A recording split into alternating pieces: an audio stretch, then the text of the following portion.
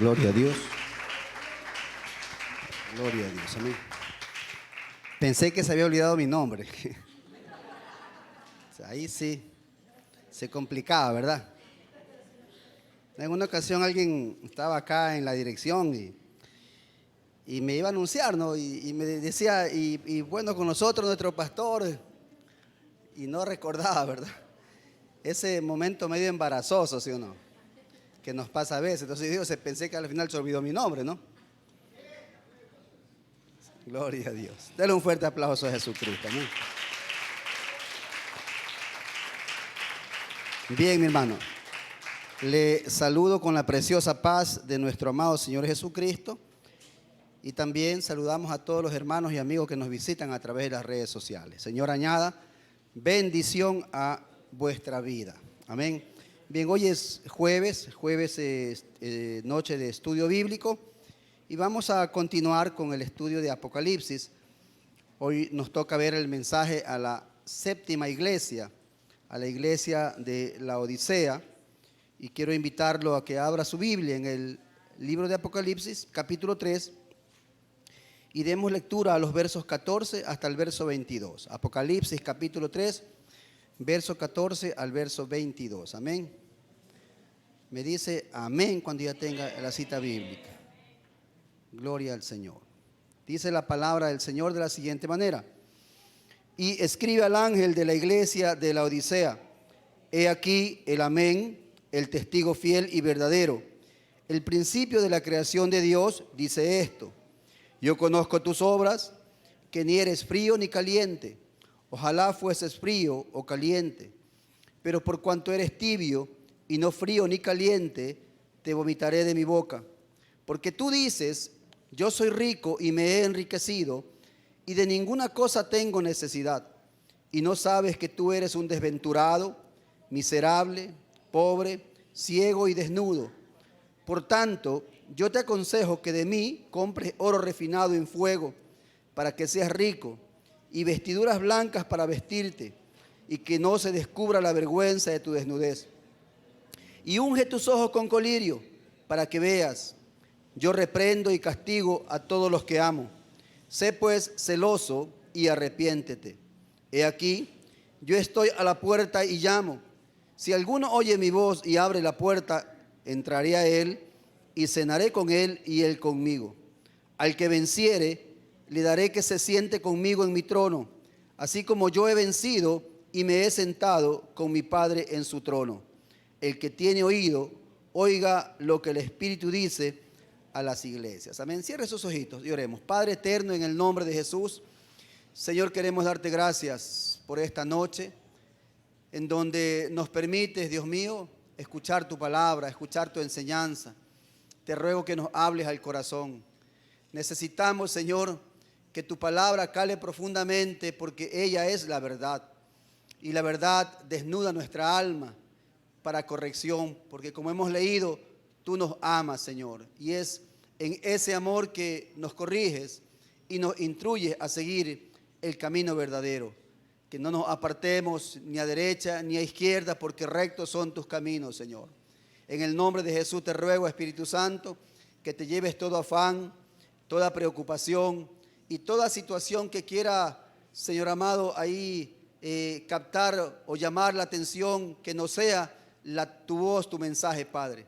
En Cristo Jesús, muchas gracias. Amén y amén. Denle un fuerte aplauso al Señor. Amén.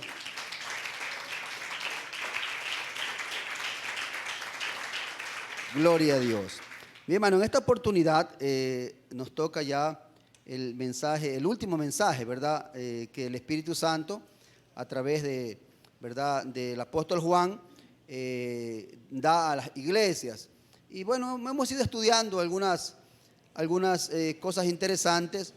Lo bueno que yo veo en todos estos mensajes que hemos ido revisando es que el Señor no usa algo que la iglesia desconoce, es decir, siempre usa los elementos de los cuales las iglesias ubicadas en cada región conocían, estaban familiarizados.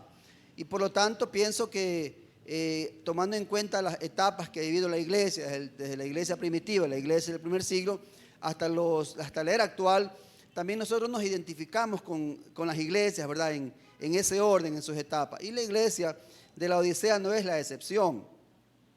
Esta iglesia, ¿verdad? Estaba ubicada en una de las ciudades más opulentas del mundo de ese tiempo, ¿verdad? Dice los historiadores que la Odisea era un centro financiero, un centro, ¿verdad? Banquero, por así decirlo, ¿verdad? Esta era una ciudad que se jactaba de riqueza. Si alguien hablaba de riqueza, esa era la ciudad de la Odisea. Tanto es así que en el año 61 después de Cristo, dice que fue destruida por un gran terremoto. Y los habitantes de la ciudad eran tan ricos, tenían tantas riquezas, que no aceptaron la ayuda del Imperio Romano, sino que ellos mismos reconstruyeron la ciudad. Entonces ese era su orgullo. Su orgullo era que no necesitaban la ayuda de nadie. Su vanagloria, ¿verdad? Era que ellos podían por sí mismos, y ese era su egocentrismo también. Por eso el Señor usa esta parte, ¿verdad? de la ciudad como un factor determinante para desnudar no a la ciudad, sino a la iglesia que habitaba en esa ciudad. Porque de cierta manera la iglesia, como en varias iglesias que hemos leído acá, se adaptaba al sistema, especialmente la iglesia de Sardis y la iglesia de la Odisea, que es a las cuales el Señor, usted ve que no tiene ningún elogio para estas dos iglesias, la de Sardis y la iglesia de la Odisea, con la diferencia, ¿verdad?, de que a la iglesia de Sardis por lo menos dice que hay unos cuantos que aún se mantienen fieles, mientras que en la Odisea no había nadie. Todos estaban, ¿verdad?, corrompidos por la vanagloria, por el egocentrismo, ¿verdad?, ahí por la indiferencia y por la tibieza espiritual. Esa era la condición de la iglesia, que era la condición de la ciudad misma. No sufrían persecución, tenían comodidad, ¿verdad?, tenían riqueza. Y como que la iglesia, cuando no sufre persecución, cuando todo está cómodo, cuando ¿verdad?, las cosas van viento en popa, cuando no pasa nada, cuando no pasamos hambre ni necesidad, ni cuando dejamos de depender de Dios, ¿verdad?, como que dependemos de nuestras propias fuerzas, la iglesia puede caer en este sentido, ¿verdad?, a ser como parte de la iglesia de la Odisea, ¿sí? Dice también que esta ciudad, la Odisea, era un centro de confección de ropa. Dice que ellos hacían la ropa más famosa, y si fuera en el tiempo contemporáneo, ¿verdad?, la de mejor marca, ¿verdad?, la de mejor marca de la época. Era famosa por su lana suave, violeta, negra, lustrosa. Ellos hacían una túnica, ¿verdad?, una túnica muy famosa que se llamaba trimita.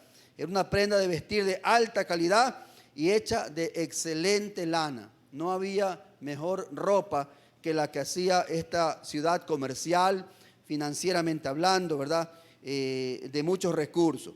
O sea, una ciudad que se sentía muy orgullosa también de la ropa que fabricaba. Por eso es el mensaje de Jesús. Precisamente hablaba de la ropa, hablaba de la desnudez, ¿verdad?, que lo vamos a ver más adelante.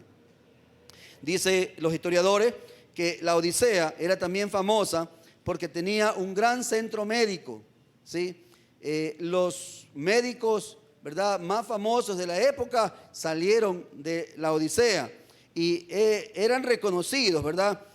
Tanto es así que algunos de los médicos dice que figuraban en las monedas que se fabricaban para el intercambio financiero. También era conocida porque esta industria de la medicina, que tenía sus avances en sus tiempos, habían fabricado o producían un ungüento para los ojos. Tanto es así, ¿verdad?, que muchas personas que padecían de enfermedad de los ojos eran sanadas a través de este colirio que, ¿verdad?, les traía hasta cierto punto sanidad, ¿verdad?, o refrescaba en algo sus dolencias. Recuerde usted que los tiempos antiguos no son como nuestros tiempos, ¿verdad?, o por lo menos nuestra civilización acá en Sudamérica o en América o en parte de Europa.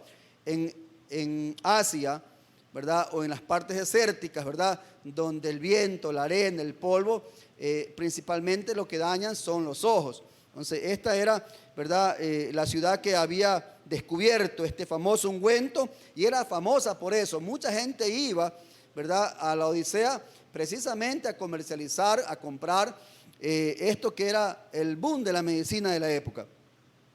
En esta ciudad, mire, que era famosa por su riqueza, que era famosa por su ropa, por la confección de ropa, que era famosa por su medicina, ¿verdad?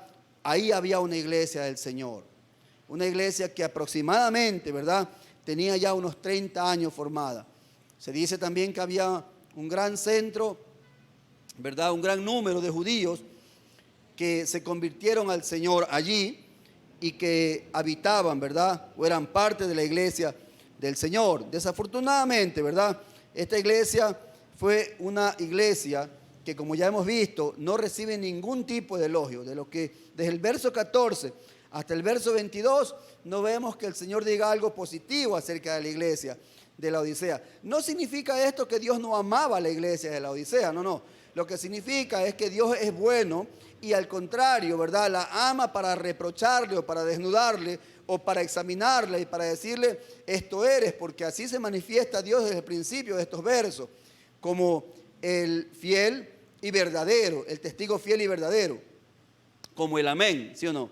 Dice el verso número 14, ¿verdad? Esta carta fue escrita al remitente del ángel de la iglesia, posiblemente, ¿verdad?, el líder, el pastor, y este tenía que a su vez, ¿verdad?, compartirla con la iglesia y con el resto de iglesias también, ¿verdad? Dice, aquí, así se presenta Jesucristo. Verso 14 dice, he aquí el amén, el testigo fiel y verdadero. Esa es la presentación del Señor. ¿Por qué es esto? Porque la iglesia tenía que entender que quien les estaba hablando era el verdadero, era el amén, porque la palabra amén significa así sea, ciertamente, ¿verdad? Es la afirmación que hacemos cuando hablamos de la palabra del Señor. Por eso es que no decimos amén a cualquier cosa, ¿sí o no? Decimos amén a lo que está relacionado con la verdad de Dios, a lo que está relacionado con la voz de Dios, con la palabra de Dios. Alabado sea el nombre del Señor. A eso decimos amén. ¿Por qué? Porque no estamos anunciando nuestra propia palabra, porque no estamos anunciando nuestros propios caprichos y deseos. No. Cuando predicamos, tratamos, ¿verdad?, de que la palabra de Dios sea manifiesta, porque solamente a la palabra de Dios, esa palabra es el sí y esa palabra es el amén. Bendito es el nombre del Señor. Amén, hermano. ¿Sí? Es la palabra de Dios. Por eso Él se presenta, ¿verdad?, como el amén. Se presenta como el testigo fiel. Como el testigo fiel y verdadero. ¿Por qué? Porque Jesucristo es testigo de la verdad. Él vino al mundo para dar testimonio de la verdad. Dice su palabra en Juan 18:37. Le dijo entonces Pilato, luego, ¿eres tú rey? Respondió Jesús, tú dices que yo soy rey. Yo para esto he nacido y para esto he venido al mundo, para dar testimonio a la verdad. Todo aquel que es de la verdad oye mi voz. Entonces Jesús se presenta como el testigo fiel y verdadero. Jesucristo es el que atestigua de la verdad. Alguien diga amén. ¿Ah? Todo conocimiento, causa, ¿verdad? Porque Él es como, dice que sus ojos son como llama de fuego. Quien escudriña los corazones se llama Jesús. Quien puede ver más allá de lo que ven nuestros ojos se llama Jesús. Quien hace, ¿verdad?, una radiografía interna de la iglesia del Señor solamente es Jesús. Por eso es que Jesús habla a cada iglesia conforme a la falencia, conforme a las dificultades también que estaban pasando, unas para darle aliento y otras para descubrir la verdad, la verdadera intención del corazón de cada iglesia. Y ese es el objetivo de la palabra. La palabra no es para herir a nadie ni para que nadie se vaya de la iglesia. La palabra no es para, ¿verdad?, para, por así decirlo, para lastimar, para derribar, para tumbar y para dejar morir a la gente. No, la palabra es para corregir, para instruir. La palabra es para ayudarnos a crecer. La palabra es para examinarnos a la luz de ella y poder entender que a la luz de ella estamos bien o estamos mal y corregir el camino porque Dios nos ama. Alabado sea su nombre. Dale fuertes alabanzas a Jesucristo.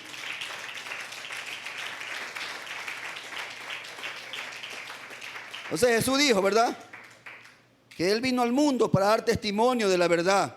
Y el testimonio de Cristo es exacto y es preciso.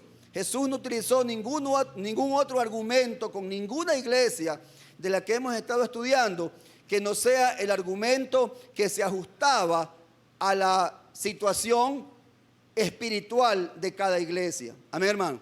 Por eso es que la palabra, que es para todos, incluido para el que está aquí frente a ustedes, ¿verdad?, nos va hablando a cada corazón. ¿Sí? Nos va hablando a cada corazón. ¿Por qué? Porque yo soy hombre y no conozco los corazones de ustedes. Usted no conoce mi corazón. Por eso el que habla o la que tiene que hablar es la palabra de Dios. Porque es la palabra la que conoce las intenciones del corazón. Y es la palabra que va cayendo en cada corazón. Amén, hermano. Por eso no diga, el pastor me la dedica. No, no. El pastor ni sabe su vida. Es la palabra la que desnuda, la que corrige, la que exhorta, la que disciplina. Porque si Dios nos ama, la palabra tiene que hacer o causar un efecto en nuestra vida. Bendito sea el nombre del Señor. Amén, hermano. Dice la Biblia que Dios al que ama, lo corrige, ¿verdad? ¿Y qué más dice? Y azota. ¿Sabe lo que es azotar, verdad? Y azota a todo aquel que toma por hijo. ¿Sí o no? Azota a todo aquel que toma por hijo. O sea, no esperemos ¿verdad?, que Dios no nos discipline. No esperemos que Dios no nos corrija. Tiene que hacerlo, porque en nuestro diario caminar hay cosas que tenemos que dejar y hay cosas que tenemos que tomar o corregir. Y por eso es la corrección. Así como un padre corrige a su hijo, ¿sí o no? ¿Qué padre no quiere el bien para su hijo? Diga. ¿Ah? Y si usted ve que su hijo está haciendo algo malo, lo deja hacer nomás. Sigue, no importa. No, ¿verdad? Primero le habla como buen padre. Ven acá, siéntate, quiero hablarte. A la primera te hablo. A la segunda, ¿qué hace usted? ¿Ah? Le vuelve a hablar, ya por si acaso. A la tercera, ¿qué hace? Le sigue hablando, ¿verdad? Y a la cuarta, le sigue hablando, ¿verdad? Nunca se va a corregir, ¿sí o no? Porque mi papá dice pura palabra nomás, ¿verdad? ¿Sí o no? Pero si usted toma una vara, ¿verdad? La primera te hablo, la segunda te cae porque te cae. Y te castigo o te disciplino porque te amo, ¿sí o no? ¡Pac! Ya por lo menos lo va a pensar, ¿sí o no? O sea, así es la palabra. Por eso Jesús tiene que presentarse así, como el testigo fiel, como el amén, como el verdadero. Porque la iglesia estaba desubicada. La iglesia estaba en otra dimensión. La iglesia estaba pensando, ¿verdad?, en que era rica y que gloria a Dios. Dios nos ha bendecido, nos ha prosperado. Dios no estaba presente en la iglesia. Amén, hermano. Podían tener riqueza, podían tener buenos cultos, comelonas, no lo sé, hermano. A la final tenían, como era rica, tenían una iglesia, hermano, espléndida, ¿sí o no? Un edificio a final de mármol, no lo sé, ¿verdad? Pero y no tenían tampoco preocupación de nada, porque nadie los perseguía, nadie les decía nada, todos los aceptaban, eran uñimugre con los de afuera, eran igual que los de adentro. Entonces había una comodidad tremenda en la iglesia de la Odisea.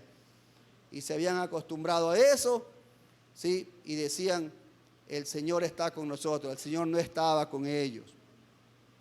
El Señor estaba afuera de ellos. Por eso dice, ¿verdad? He aquí yo estoy adentro de la casa o a la puerta. A la puerta, dice el Señor. Yo estoy a la puerta, porque ustedes me han echado de la casa. Pero yo estoy golpeando la puerta.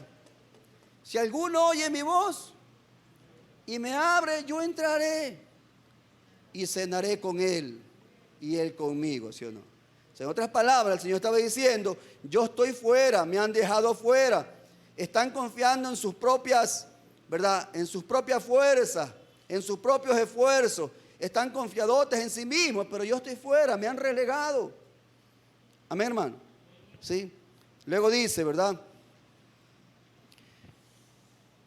Luego dice en Juan 1:3, dice, el verso 14, perdón, del Apocalipsis 3, dice, el principio de la creación de Dios. Y quiero explicar esto un poco, porque sí es importante. El principio de la creación de Dios dice esto. O sea, Jesús, ¿verdad?, no está diciendo que Él es el primer ser creado, como alguna falsa doctrina por ahí lo asevera, ¿sí o no? Ya lo hicieron los arrianos en la época antigua, y en la época actual hay una secta peligrosísima que lamentablemente no ha entendido las Escrituras y ha tomado a Jesucristo como el primer ser creado, ¿verdad? El primer ser creado. Entonces, si Jesucristo es el primer ser creado, Él ya no es el creador, ¿sí o no? Es más, Él tiene un creador. Y esa es una falacia. Cuando Jesús se refiere, ¿verdad?, a este calificativo, aquí se emplea el griego o la palabra griega arqué o arque, que significa origen, causa o fuente. Al decir que Jesús es el principio de la creación de Dios, la idea es que todas las cosas tienen su origen en Cristo. Amén, hermano. Y eso lo sostiene Juan 1:3, que dice, todas las cosas por Él fueron hechas. O sea, Él es creador, ¿sí o no? Y sin Él, nada de lo que ha sido hecho fue hecho. Él es creador. Amén, hermano. Y dice también Colosenses 1, del 15 al 17. Leo yo por cuestión de tiempo, para que usted se lo escuche nomás. Usted haga lo que dice el verso 22. El que tiene oído, oiga, ¿verdad? Dice Colosenses 1, 15 al 17. Dice, Él es la imagen del Dios invisible, el primogénito de toda creación, porque en Él fueron creadas todas las cosas, las que hay en los cielos y las que hay en la tierra, visibles e invisibles, sean tronos, sean dominios, sean principados, sean potestades. Todo fue creado por medio de Él y para Él. Y Él es antes de todas las cosas, y todas las cosas en Él subsisten. Amén, hermano. O sea, Dios en su palabra deja establecido claramente que Jesucristo es Dios y no un ser creado. Porque si Jesucristo fuera un ser creado, ya no tuviera, ¿verdad?, la naturaleza ni tampoco las características de Dios. Amén, hermano. ¿Sí? Él es el creador de todo. En Él y para Él, dice la palabra. Entonces Jesús quería, por medio de estos calificativos que lo hemos, ¿verdad?, aquí revisado, que la gente de la Odisea supiera que estaban cometiendo el error que muchos hoy en día desafortunadamente cometen.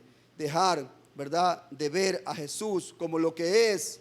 Él es Dios y Él es nuestro Salvador y también es nuestro Señor. El problema de la iglesia es que muchas veces solamente ve a Jesús como el Salvador, pero no lo ve como el Señor. Dice la Escritura en Mateo 7 que Él dijo, ¿por qué me llamáis Señor, Señor, y no hacéis lo que yo os mando, verdad?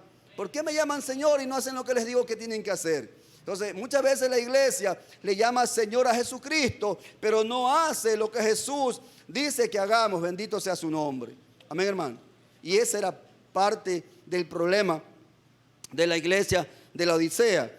Por eso viene el reproche de Jesucristo, desde el verso 15, ¿verdad?, hasta el verso 17.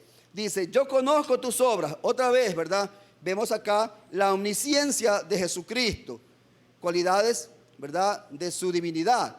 La omnisciencia de Jesucristo, yo conozco tus obras.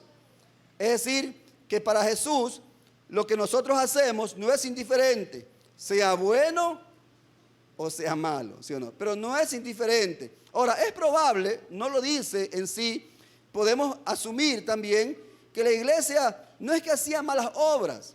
El problema es cuando cambiamos o desdibujamos, ¿verdad?, el concepto de lo que es hacer obras. Cuando hacer obras glorifican al que las hace, entonces Dios no puede ser glorificado. Pero cuando las obras glorifican a Dios, entonces ahí sí Dios es glorificado, bendito sea su nombre. Amén, hermano. Entonces puede ser que al final la iglesia tenía una liturgia completa, tenía un cuerpo de adoradores, ¿verdad?, de quizás algunos miembros, tenían predicadores elocuentes, quizás tenían, ¿verdad?, una asistencia regular, especialmente los lunes, los miércoles y los domingos, ¿verdad?, normalmente.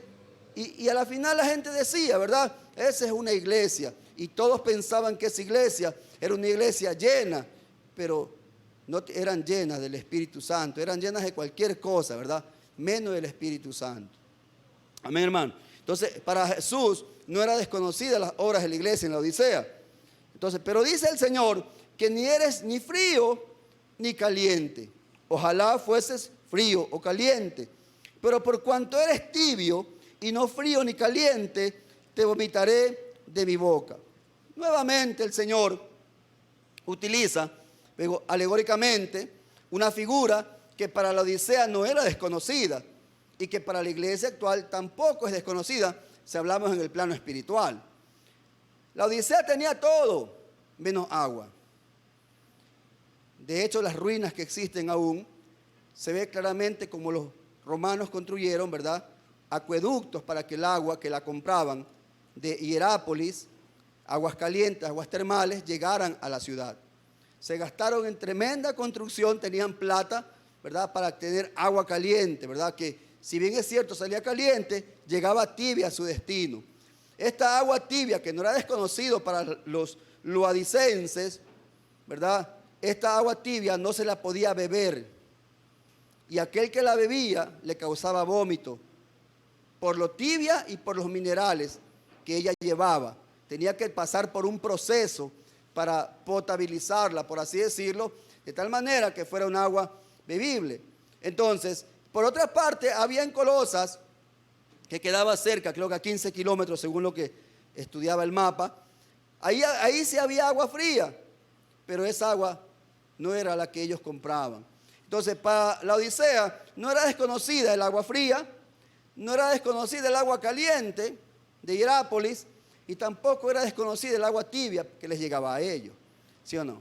Ellos no eran ni fríos ni calientes, sino el agua que les llegaba, tibia. Así era la iglesia, eran tibios. Amén, hermano. Y aquí, ¿verdad?, en el plano espiritual, cuando hablamos de tibieza, ¿verdad?, hablamos de una iglesia que no está atento, ¿verdad?, a todas las instrucciones de Dios, sino que da por sentada que Dios está con él y hace cualquier cosa menos lo que Dios demanda que la iglesia tenga. Exteriormente o externamente puede parecer una iglesia verdadera, una iglesia de Cristo, pero internamente Dios, que conoce los corazones, era una iglesia apática, una iglesia, ¿verdad?, que se preocupaba por el mundo exterior en lugar de preocuparse por el interior, ¿verdad? Y Dios escudriña los corazones, dice la Escritura. Amén, hermano. O sea, una iglesia tibia, una iglesia indiferente, una iglesia apática, una iglesia que no se preocupaba por el mundo exterior porque ellos tenían lo suficiente y punto. Amén, hermano. Por eso es que la iglesia no debe preocuparse por estar encerrada en cuatro paredes. La iglesia no puede entibiarse o acomodarse cálidamente o fríamente, en este caso que hay dos aires acondicionados acá, o cómodamente, ¿verdad? Sino que la iglesia tiene que hacer lo que Jesucristo nos mandó a hacer, bendito sea su nombre. La iglesia tiene que evangelizar, la iglesia tiene que glorificar al Señor y adorarle. La iglesia tiene que crecer y madurar hasta la estatura del varón perfecto, bendito sea el Señor. La iglesia tiene una misión que cumplir y tiene que cumplirla. La iglesia no puede, ¿verdad?, dormir, no puede estar en el letargo de la vida pensando que todo está bien y preocupándose por usted nada más o yo por mí nada más. No, tenemos que preocuparnos por las almas. Las almas son las que se están perdiendo. Hay que tener compasión por las almas. Hay que mirarlas como Dios las ve. Hay que mirarlas como Jesús las miraba. Cuando Jesús caminaba por las calles, dice la palabra del Señor que Él tenía compasión por las personas. Él tocaba a quien nadie quería tocar. Él tocaba a los leprosos. Él sanó a los enfermos. Él dio de comer a la gente que tenía hambre. Él siempre estuvo activamente y no estuvo sentado y no estuvo tibio sin hacer nada, simplemente viviendo una vida religiosa. Amén, hermano. ¿Estamos de acuerdo? Tenemos una misión, ¿sí o no? No podemos ser indiferentes. Hay gente, mira, afuera hay gente que se pierde. Diariamente muere gente. La maldad se ha multiplicado en este mundo. Y nosotros no somos exentos de aquello. Ayer veía en las noticias, no sé si ayer o antes de ayer, estaba revisando las noticias y vi como un par de delincuentes le robaban a un señor que venía sacando $650 del banco. ¿Cuánto? Entonces tuviste la noticia más actual ya, yo ya no la vi esa noticia. 2.500. ¿Ah? No, fue en Quito, en Quito. Ese es otro, sí. Pero mire, otro caso allá.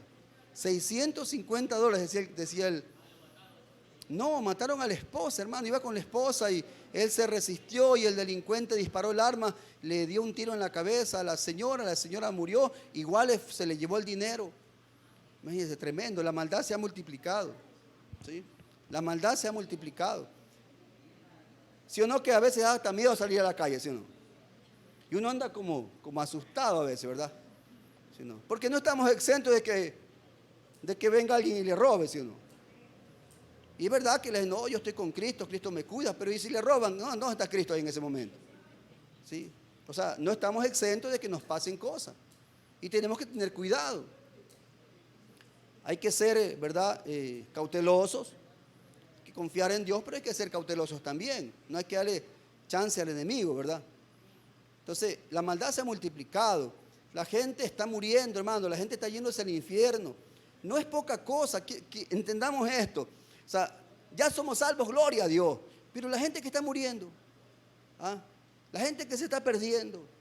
En la pandemia, ¿cuántos murieron sin Cristo, hermano? ¿Cuántos se fueron sin el Señor? ¿Sí o no? Familiares nuestros mismos se fueron sin Cristo, hermano. ¿Dónde cree que están ahorita? Están en un lugar terrible. Ni siquiera tenemos la capacidad de imaginarnos cómo es este lugar. Aunque Jesucristo lo describió, ¿verdad?, en palabras, imaginarnos resulta mucho peor todavía. Entonces hay una tarea que la iglesia tiene que cumplir.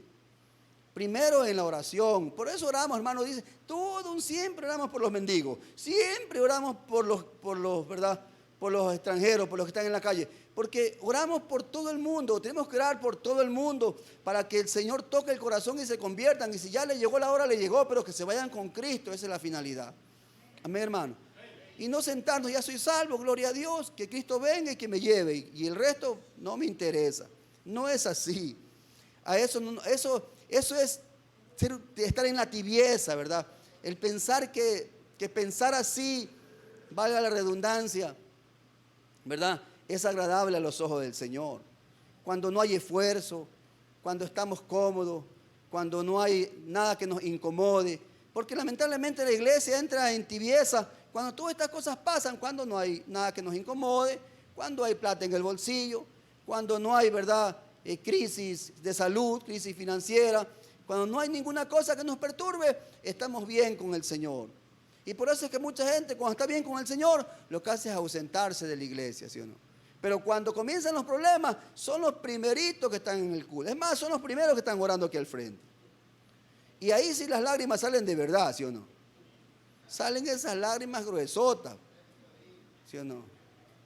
Porque lamentablemente, le repito, nosotros también podemos caer, ¿verdad? No estamos exentos de ser la iglesia de la Odisea y de caer en la tibieza espiritual, en la indiferencia, en la que andamos con un pie en el mundo y otro pie en el cristianismo. Pecamos y creemos, como Dios me perdona, Él es fiel y justo para perdonarnos y limpiarnos de toda maldad. Entonces tenemos libertad para pecar, libertad para hacer, ¿verdad?, lo contrario a la naturaleza, a la moral, al estándar moral de Dios. Amén, hermano. ¿Sí? No es así, no podemos caer en ese tipo de tibieza. No podemos caer en la tibieza de la iglesia. Miren lo que decía esta iglesia, verso 17.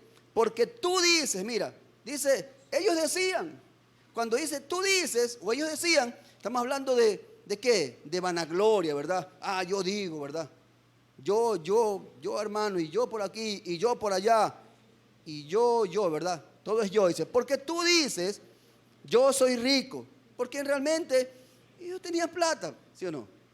Y qué duro a veces cuando las riquezas, ¿verdad?, entenebrecen el cristianismo en el corazón del hombre. Qué duro es cuando el amor a las riquezas hacen que el hombre desvíe sus caminos. Por eso dice la Biblia en 1 Timoteo 6 o 2 Timoteo 6, si no me equivoco, porque raíz de todos los males es el amor a la esposa o al dinero. Al dinero, ¿verdad? Raíz de todos los males es el amor al dinero.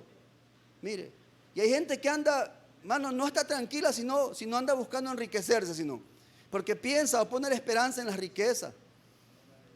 Y no sabe que el hacer tesoros en la tierra, ¿verdad?, donde todo es temporal, El día que Cristo venga, todo aquí se queda, ¿sí o no? Y bueno, si se queda, seguirá disfrutando de las cosas que tiene aquí, pero ¿y el reino celestial? ¿Ah? Y la patria prometida, y la esperanza de haber estado bregando 30 o 40 años en el Evangelio. ¿Para qué? O sea, ¿para qué sirvieron? Si me hago entender. Entonces, no tenemos que desenfocarnos. Ahora, ¿es malo que la gente tenga riqueza? No, no es malo. Es malo cuando las riquezas, ¿verdad?, perturban a la vida espiritual, cuando se obstaculizan la vida espiritual, cuando se anteponen a la vida espiritual.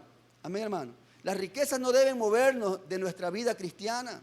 Sea que usted tenga o sea que no tenga, eso no tiene valor en el mundo espiritual. Eso tiene valor en esta tierra, pero en el cielo no sirve para nada.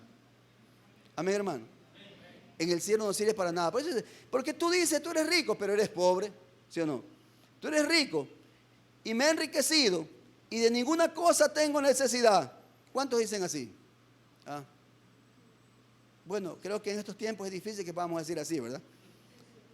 Y no sabes que tú eres un desventurado, ¿ah?, un miserable, pobre. Mire, tremendo, ¿no? Pobre de espíritu, ¿verdad? Bienaventurados los pobres de espíritu, dice el Señor. Porque eso no quiere decir que un rico no puede entrar en el reino de los cielos.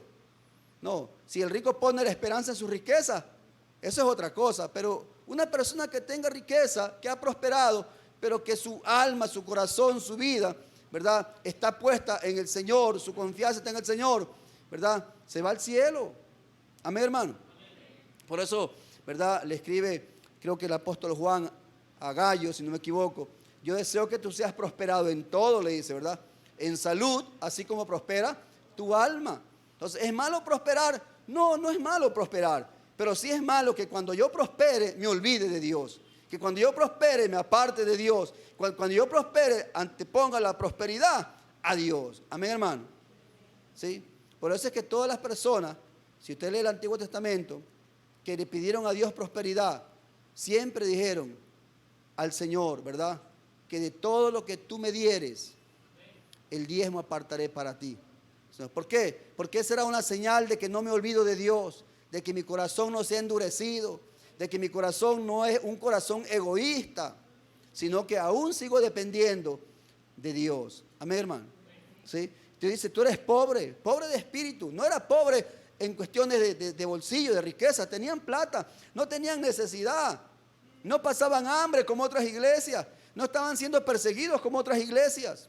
Creo que van a haber dos tiempos este mensaje, hermano, porque ya son 7:30. Sí, mire, dice, y de ninguna cosa tengo necesidad.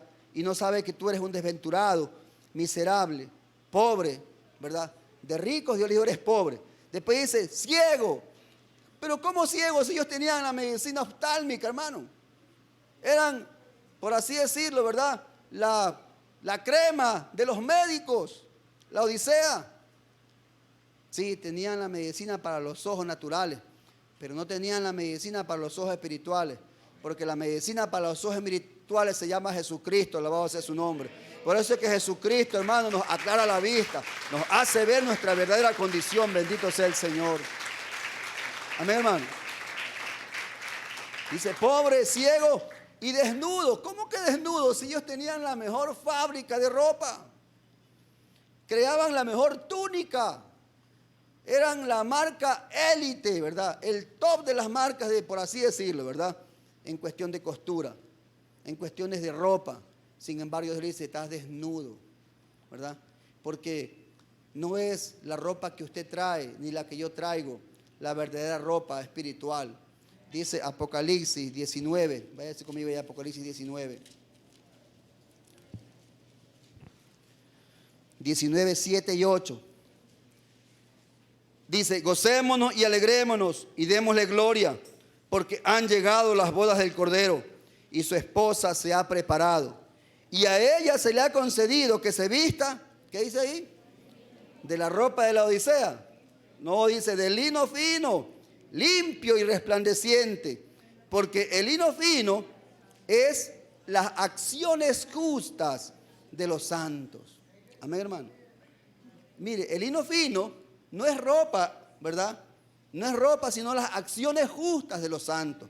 O sea, las obras justas, las cosas justas que usted y yo hagamos delante de Dios, esa es nuestra vestidura. Amén, hermano. Esa es nuestra vestidura, ¿sí? Desnudo, le dice a la iglesia de la Odisea. Y ahí viene el consejo del Señor. Me tomo 10 minutos. Por tanto, dice, yo te aconsejo que de mí compres oro refinado. Tremendo esto, hermano. Oro refinado. Quiero darle un versículo bíblico. Dice, ellos eran ricos materialmente, tenían puesta su confianza en su riqueza al grado de decir que no tenían necesidad. Sin embargo, debían poner su fe y su confianza en Jesús, quien es el amén, el testigo fiel y verdadero. Dice el Primera de Pedro, capítulo 1, verso 7, leo yo. Esta es la verdadera riqueza, ¿verdad?, que solo se encuentra en Cristo. Dice, porque sometida a prueba vuestra fe, mire, sometida a prueba vuestra fe, mucho más preciosa que el oro. ¿Qué es más precioso que el oro? ¿Qué es más precioso que el oro? Nuestra fe. La gente anda buscando el oro, pero hay algo más precioso que el oro, ¿sí o no? La fe, dice. Dice, el cual, aunque perecedero, se prueba con fuego, porque el oro, para probar el oro, ¿verdad?, se lo hace ¿con qué? Con fuego, ¿verdad? Sea hallada en alabanza, gloria y honra cuando sea manifestada Jesucristo. ¿Qué cosa? La fe. Y ahí Mateo 6, 19 y 20 dice, no os hagáis tesoros en la tierra, donde la polilla y el orín corrompen, y donde ladrones minan y hurtan, sino haceos tesoros en el cielo, donde ni la polilla ni el orín corrompen, y donde ladrones no minan ni hurtan. Bendito sea el Señor. Amén, hermano. Por eso el Señor le dice, yo te aconsejo que de mí compres oro, que no compres oro de la ciudad, que no compres oro de los extranjeros, que no compres oro del hombre, ese oro no sirve. Si no compras oro refinado, ¿sabes cuál es el oro refinado? Que tengas fe, que comiences a poner tu confianza en mí y no en las riquezas, en mí y no en los vestidos, en mí, ¿verdad? Y no en el conocimiento humano, en la ciencia humana, sino tu fe puesta en mí. En otras palabras, lo que Jesús estaba diciendo a la iglesia de la Odisea es que comience a mirar para otro lado. Estaban mirando para un lado equivocado. Él dice, cambia tu mirada, mírame a mí, puesto los ojos en Jesús, el autor y consumador de la fe. Cuando la iglesia deja de mirar a Jesús, mi hermano, y se concentra en las cosas del mundo, se convierte en una iglesia tibia. La iglesia nunca debe dejar de mirar a Jesús, no al pastor, no a los líderes, sino a Jesucristo. Bendito sea su nombre. Él es el único que lo salva a usted y me salva a mí. Alabado sea el Señor. Amén, hermano. Porque hay mucha gente que el pastor comete un error y se aparta de la iglesia, como si el pastor lo fuera a salvar. Quien nos salva se llama Jesucristo. Quien me salva a mí es Jesucristo. Y quien nos salva a usted es Jesucristo. Amén, hermano. Hay que mirarlo a Él. Si bien es cierto, somos responsables por el cargo que el Señor nos ha puesto. Tenemos más responsabilidad delante de Él y mayor juicio también delante de Él por la responsabilidad puesta. Sin embargo, nosotros no podemos elevarlo a usted ni un centímetro al cielo. Cada quien, ¿verdad?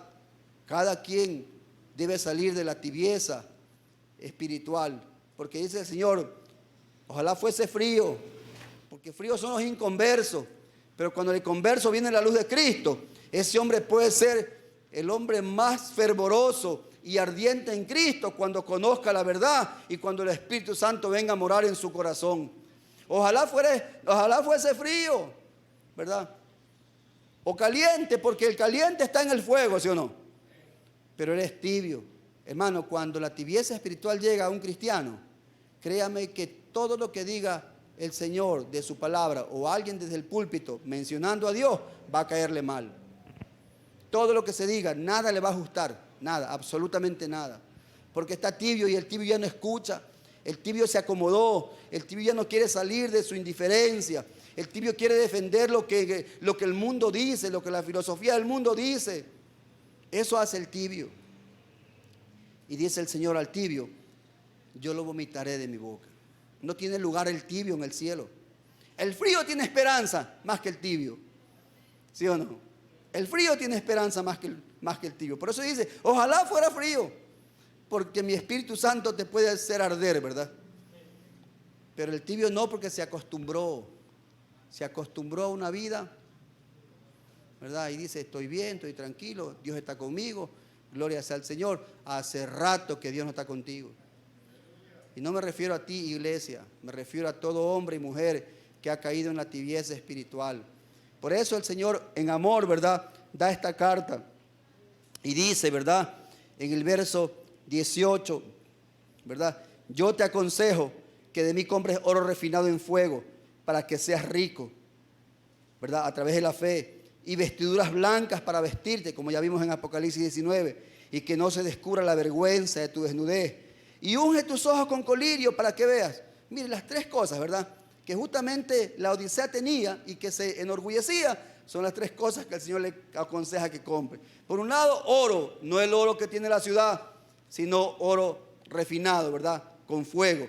Por otro lado, ¿qué le dice? Vestiduras blancas, te hacían la mejor ropa, esa ropa no sirve, necesitas vestiduras blancas, ¿verdad? Y por otro lado le dice, y colirio, porque aunque ustedes han inventado, ¿verdad?, la medicina acá y tienen colirio para que la gente mejore en algo su visión, están más ciegos, ¿verdad?, que los ciegos, necesitan un colirio, ese colirio para que puedan ver la verdad de Jesucristo. Por eso Él se presenta como el testigo fiel y como la verdad.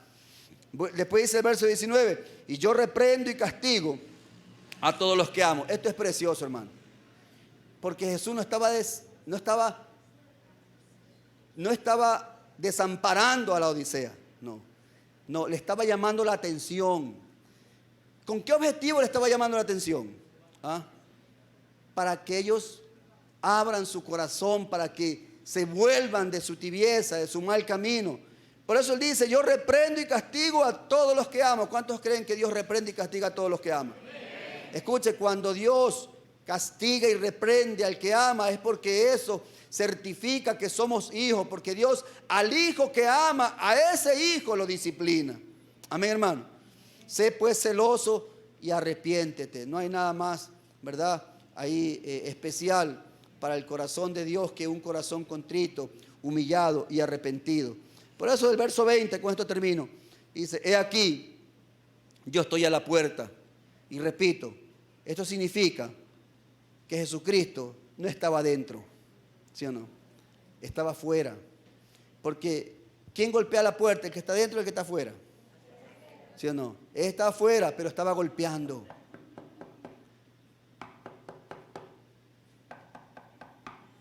Afuera, pero golpeando. Y cuando dice Jesús, yo estoy a la puerta y llamo, o sea, llamando, estoy golpeando, ¿el de adentro puede escuchar o no puede escuchar? Qué indiferente sería si escuchamos a Jesús llamando o si escuchamos a Jesús golpeando y no le queremos abrir la puerta, ¿sí o no? A la final piensa que es un cobrador, ¿sí o no? De esos que viene la moto y le debe un dinero, no sé. Pero cuando Jesús golpea la puerta, significa que Él está afuera. Por eso dice, si alguno oye mi voz, si alguno, habrá alguien por ahí que oiga mi voz y abra la puerta. Si alguno oye mi voz y me abre, yo no tengo ningún problema para entrar y tener comunión con Él. Y cenaré con Él y Él conmigo, dice el Señor. Escucha, iglesia, Dios está diciendo, si hay alguien con tibieza espiritual, yo estoy llamando. Porque te amo y te estoy golpeando la puerta. No dejes que la tibieza, que la indiferencia, que el pecado, no dejes que ninguna situación que te haya causado un reposo espiritual pensando que estás bien, te margine de aquellos que un día, cuando la trompeta suene, volarán al cielo. No permitas que ningún tipo de estas cosas, que la comodidad de este mundo o que la filosofía de este mundo, no te dejen escuchar al Señor llamando a tu puerta. Amén, hermano. Verso 22, con esto termino. Verso 21, perdón. Al que venciere. ¿Cuántos vencedores hay acá? Al que venciere. Porque esto no es, ¿verdad? No es de flojos. Esto no es el evangelio no es de flojo, hermano, no es de cobarde. El evangelio es de valiente. ¿Cuántos lo creen? Y solamente los violentos, dice la Biblia, ¿verdad?, arrebatan, ¿verdad? Al que venciere, le daré que se siente conmigo en mi trono. O sea, tiene parte conmigo. así como yo he vencido y me he sentado con el Padre en su trono. El que tiene oído, oiga lo que el Espíritu dice a las iglesias. Denle un fuerte aplauso a Jesucristo. Póngase de pie. Gloria a Dios, amén. Ahí hemos corrido un poquito, pero gloria sea al Señor. Quisiera hacerle una pregunta, pero cierre sus ojos. Si el Señor habló a tu corazón y con sinceridad de corazón también reconoces que en cierto modo ha habido comodidad y eso te ha comenzado a malacostumbrar, quieres que el Señor reavive tu corazón, quiero orar por ti esta noche. Si alguien se siente así, con toda sinceridad el Señor está golpeando la puerta. El Señor está llamando, golpeando porque te ama, porque quiere que su Espíritu Santo encienda esa llama en tu corazón para que cambiemos el rumbo que hemos estado llevando. Si alguien se siente así, con toda sinceridad delante de Dios, porque esto es delante de Dios, no delante del hombre, venga acá al frente, yo quiero orar por usted. Dios te bendiga, mi hermano. Dios te bendiga, mi hermana. Ahora alguien más acá.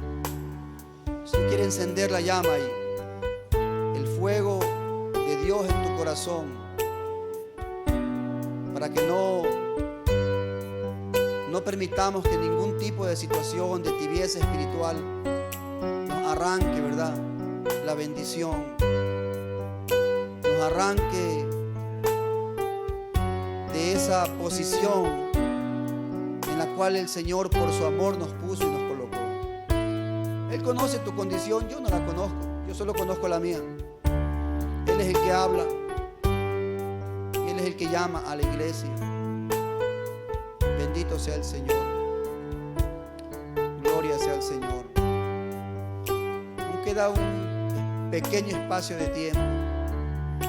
Si el Señor habla a tu corazón esta noche, no te detengas, porque Él te ama. Él dice: porque te amo, te reprendo, porque te amo, te corrijo, porque te amo, iglesia. El Señor muchas veces aquí nos ha dicho en profecías: iglesia, yo te amo. Su palabra de amor no ha faltado en nosotros. No ha faltado, y eso es algo maravilloso, hermano, porque tenemos la confianza de que Él aún sigue siendo nuestro Padre y aún somos sus hijos. Padre, en el nombre de Jesús, oro por mis hermanos, Señor. Oro por ellos, Padre, porque reconocen, examinándose a sí mismos, Señor amado, que hay muchas cosas que nos pueden desviar de tu propósito y tu camino. Puede ser, Señor, asuntos materiales, asuntos familiares, Señor, problemas en el corazón, algún tipo de rencor, no lo sé, Señor. Tú lo conoces, pues tú pesas los corazones. Yo solo te ruego en el nombre de Jesús que con la misma sinceridad, Señor, que han pasado aquí al frente a tu altar, Señor eterno, tú avives el fuego en sus corazones.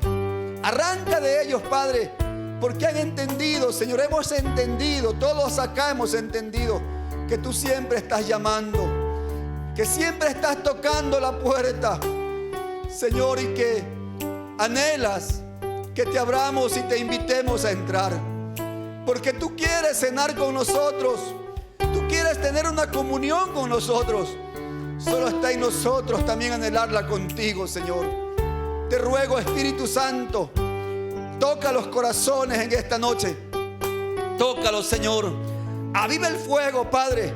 Enciende la llama, Señor. En el nombre de Jesús, el fuego del Espíritu Santo comience ahí a avivar. Aviva los corazones. Enciende, Señor, enciende como brasa ardiendo, Padre. Ponnos en medio del fuego, Señor.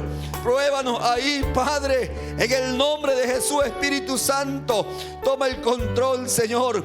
Llévate todo aquello, Padre, que está ocasionando, Señor amado, que nos estanquemos en nuestra vida espiritual. Llévate, Señor amado, todo aquello, Señor, que no nos permite ver tus ojos, ver ver tu rostro, ver tu cara, todo aquello que nos ha sacado, Padre, la mirada de ti, en el nombre de Jesús, llévatelo, Padre, llévatelo. Y en su lugar, Padre, tu Espíritu Santo nos avive. Avive el fuego, Espíritu Santo. Llénanos de tu presencia. Llénanos, Padre. Necesitamos de ti. Necesitamos tu llenura. Necesitamos volver la mirada a ti, volver el rostro a ti, Padre, en el nombre de Jesús. En el nombre de Jesús, Padre, todo aquello, Señor, que está causando indiferencia, todo aquello, Padre, que está causando comodidad, todo aquello, Señor, que está sacándonos del camino, Padre, en el nombre de Jesús, hoy lo ponemos en tus manos, Señor. Queremos mirar hacia ti, queremos vivir para ti, queremos ser encendidos en ti. Aviva el fuego, Señor, en el nombre de Jesús. Llénanos de tu presencia ahora, ahora, Señor. Llénala, Padre. Sopla, sopla, Espíritu Santo, sopla, sopla, porque tú conoces nuestro corazón, Señor. Para ti nada es escondido, nada es oculto, Señor, porque tú nos conoces, Padre. Por eso estamos acá, porque queremos ser sinceros, Dios mío. Queremos ser sinceros contigo. Necesitamos de ti, y por eso estamos aquí, Señor, porque necesitamos de ti, de tu presencia. Necesitamos tu llenura, necesitamos tu trato, Señor. Necesitamos que nuestro corazón ahora arda, Señor, ahí arda, Señor, fehacientemente por ti. Así como dice tu palabra, Señor amado, que nuestro espíritu clama, clama, Señor amado, clama como brama el desierto, Señor amado, en el desierto. Ahí lo siervo por las aguas, Padre. Llena a mi hermano, ayúdalo, Padre, en el nombre de Jesús. Llénalo de tu presencia. Llénanos, Señor. Necesitamos de ti. Reconocemos que sin ti nada somos, Señor. Nada somos. Adora a Jesús. Adora a Jesús. Vamos, dile: renuévame, Señor. Que tu espíritu sea renovado en nosotros. Necesitamos, Señor, arder por ti, Señor. Llévate toda tibieza, dile. Llévate, Señor, toda tibieza. Llévate todo aquello que me ha desviado de tu camino, Señor. Purifícame, dile. Purifícame, Señor. No me eches de tu presencia, Señor. Yo quiero irme contigo, Jesús. Quiero irme contigo, Señor. Devuélveme el gozo, dile. Devuélveme el gozo, Señor. Devuélveme, sí, Señor, el gozo de tu salvación.